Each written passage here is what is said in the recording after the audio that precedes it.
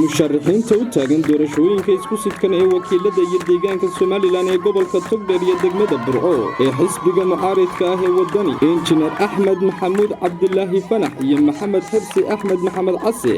oo ay weheliyaan madax dhaqameed odayaal haween iyo mudan kale ayaa safar ku maray deegaanada Hawdka gobolka Togdh intii la dhaqda dawladda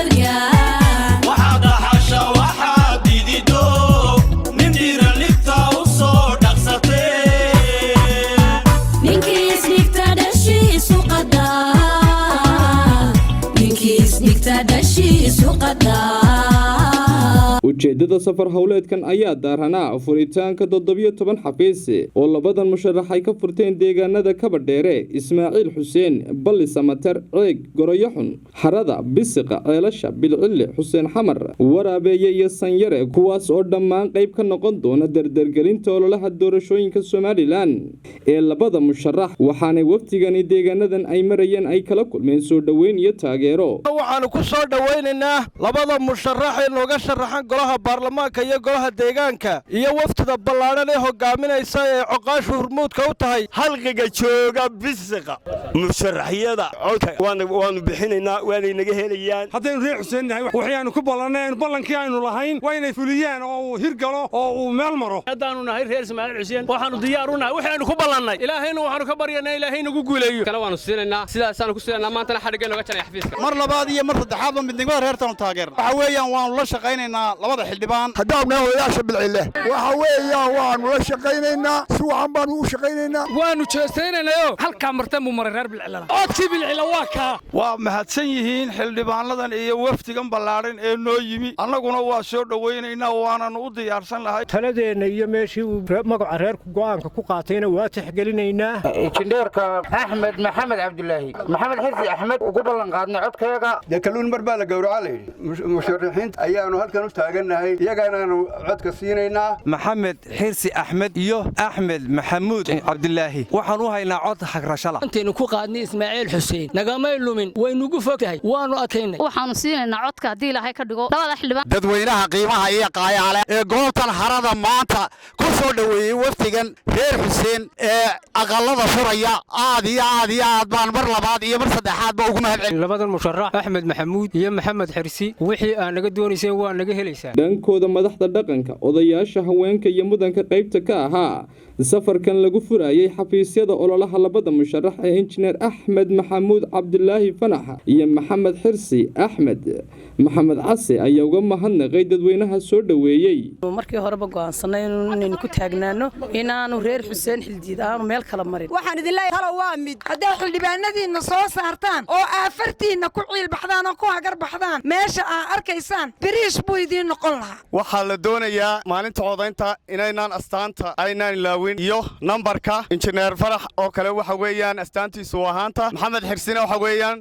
306 weeyaan inaan furo xafiisadii uu lahaa xisbigu astaamina waa la shaqo Maxamed Xirsi Axmed Wacays waa 306 Maxamed Cabdilaahi waxa weeyaan haantaas oo garanaysan waxaan leeyahay kuwaynu wadanay waa kuwan aynu dooranay ballan baynu lahayn reer Xuseenow iyo cidii danaynaysa labada ninow ballankii aan ka soo baxno labadiinne la isla qaatay ay meesha marayaan reer Xuseen isla qaatay oo Maxamed Case oo Xirsi loogada oo Maxamed Xirsi Axmed iyo Axmed Xamuud Cabdilaahi jaamac oo Fannax oo garanaysan ninkii xirsi dib raagayno saban jiray ballan waa keenii hore codka ka bayda meel kalena wax ka tari maayo iyagana wax buu yeelay marka haday doonayna inaynu taladeeni meel marino aan ku hubsano labadiina waa kuwaas dadkuna wuxuu u tashadaa oo isugu yimaada iyo dantiisu isugu yimaada waa laba xildhibaan oo aanu insha Allah rajaynayna in xilkooda ka soo bixi doonaan ninka la yiraahdo Maxamed Case wuxuu u sharaxay yahay inuu loo noqdo maayarka haddii ninka la yiraahdo Axmed Cabdilaahi wuxuu u sharaxay yahay xildhibaanka baarlamaanka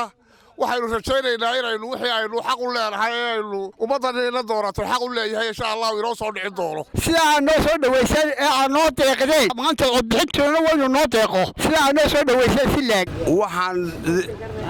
ballankii aynu galnay baa leedka rabaa ilaahay la galnay imika xafiisyadan baanu doonaynay inaanu furno aanu u nimeeno xadhiga ka jarno saasaanu idin soo booqanay soo dhaweyntiina aad iyo aad baanu idinka mahad celinaa aad iyo aad baa u mahadsantiin rag iyo dumar anagu marti baan noo waxaanu doonaynaa cod baanu doonaynaa kulligiina wada siisan baan doonaynaa kulli isaaqun baa tiina inta idin la joogto baa la siiyaa ballanteeni hore inay imaan doonaynaa deenu jidino xafiisyadan furno labada xildhibaan ee la magacaabay Maxamed Case iyo Fannax bay ahaayeen sidaas aynu horena ugu ballanay imikana ku ballamaynaa waxaynu doonaynaa 31 May inay codku soo baxo halkooda xildhibaanada maanta ku yihiin ugu dambeyn labada musharax ay u taagan doorashooyinka wakiilada iyo deegaanka ee gobolka Togdh iyo degmada Burco injineer Axmed Maxamuud Cabdulaahi Fannax iyo Maxamed Xirsi Axmed Maxamed Case ayaa uga mahad celiyay dadweynaha deegaanadan ay marayeen qaabilaadda iyo soo dhaweynta ay u sameeyeen iyagoo sidoo kalena xafiisyada deegaanadaasi ay si rasmi ah uga jareen xariga wixii aanu idinka filaynay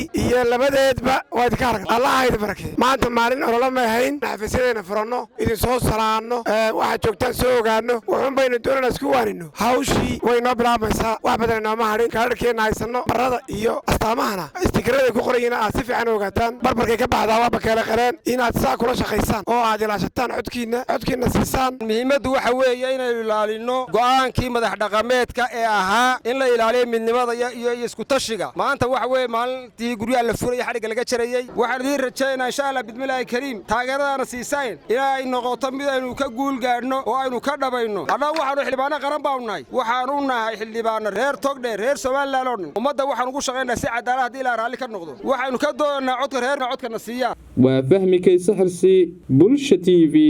Burco